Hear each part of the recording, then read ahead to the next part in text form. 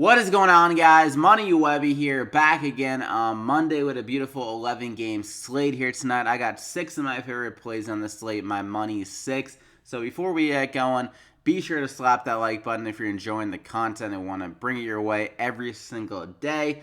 It really helps me out, so thank you if you can do that. And let's get into it, though. My first guy up is going to be Blake Griffin here at 9,500. He's been balling out every single time he's been facing this Philadelphia team. The other night, he dropped 54 DraftKings points to 31, 12, and 6, and he even had bigger games than that in the 2 games prior against his team, averaging 67 DraftKings points in the 3 games. One of those games did go to overtime, but still, he was already having a monster game before it went to OT, and he's been playing very good on the road for whatever reason, averaging 50 DraftKings points compared to 44 at home. So with this game in Philly, it's a really good matchup for the power forward, and with how Blake Griffin is such a big piece of this offense, I think he's going to have to explode to keep this game close.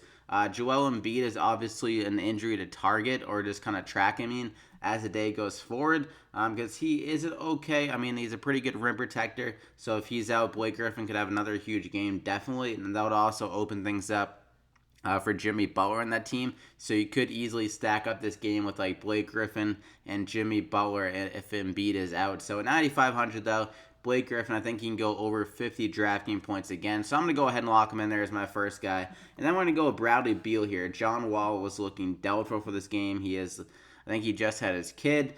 He has like a heel injury. He's still sick or something like that. And he played absolutely garbage last time out. So there's no reason to rush him back. I think Bradley Beal is in a really good spot here. The Pacers are their worst defensively against shooting guards, and they're allowing a good amount to three-point shooters at 37% clip. It's a three-point shot. So Bradley Beal has been playing very well recently. This game was a blowout, but it was honestly not his fault. He was the only one that was really scoring. I had a 27, 5, and 4 in 33 minutes, and he's been playing a ton of minutes when these games have been close. Pacers are not great without Oladipo, so I think this game can definitely stay close. And Beal, his usage rate is going to see a huge spike yet again without John Wall. Some more possible rebounds, some more possible assists like we saw in this game against the Hawks, where he was able to go for 58 DraftKings points. And his price tag is around like where he would be even if John Wall is playing. So it's definitely a good discount. I'm going to go ahead and lock him in there as my second guy. Then we're going to go with DeAaron Fox. This guy's been quietly super improved this year. He had a really tough start to this game against the Pacers, but he still ended up having a pretty solid game with the 18, 6, and 1, 2 blocks, and a steal. And I think he can have another good game here going against the Bulls, a team that is really bad against point guards. It's going to be a solid pace. It's actually projected out to be the fastest paced game on the slate. So I think De'Aaron Fox definitely has the capability to score a little bit better. Then he started off against the Pacers, get a good amount of assists, has the steal ability as well. He's really good on the defensive end with those with just creating turnovers with steals and stuff like that. So it's 7,600, really good matchup against the Bulls. I'm gonna go ahead and lock him in there. And for my fourth guy, we're gonna go with Kyle Kuzma. This guy has huge upside whenever Brandon Ingram is out, and he's really showing off the last few games. He has 47, 41. 47, 44, 41, 42, and 41, and the last was at 5 games. So he's been absolutely killing it on definitely a hot streak. This is a pretty solid matchup going against the Miami Heat as well. They have struggled a good amount against power forwards, and obviously it'd be great if James Johnson doesn't play that well. It's like he has to play really well to keep himself in the starter minutes kind of category. So if he struggles a little bit, then they can easily turn to Kelly Olynyk, who is very bad defensively. That could really help out Kyle Kuzma here in this matchup. And without Brandon Ingram, and with him getting so many minutes when the games have been close, his rebound upside has been up a good amount with 9, 8, 9, 8 the last 4. And the game before that, he had 12. So a really good upside. I think he can go over 40 DraftKings points yet again. The solid price tag at 7,200. And this game could turn into like a shootout or something like that, a high-scoring game with LeBron and D. Wade possibly going back and forth. Another injury to target, though, or to track, I don't know why I keep on saying target, is Josh Richardson. He's questionable for this game, so if he's out, then they'll probably give D. Wade a good amount of minutes just so he can be in the court against his buddy LeBron. So if Richardson is out, I like D-Wade as well in this game at 5,800. So I'm going to go ahead and lock in Kuzma, though, as my fourth guy. Then I'm going to go value the rest of the two. Trey Lyles here at 3,700. Not sure why his price didn't spike up a little bit more.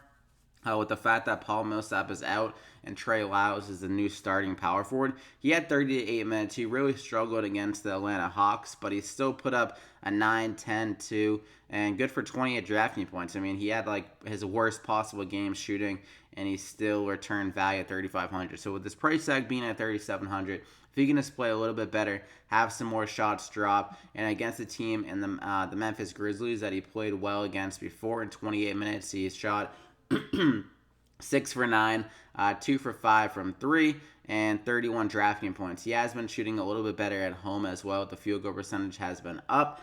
So with the extra run with him in the starting lineup, coming off a good performance before against the Grizzlies, so he should feel pretty comfortable in this matchup.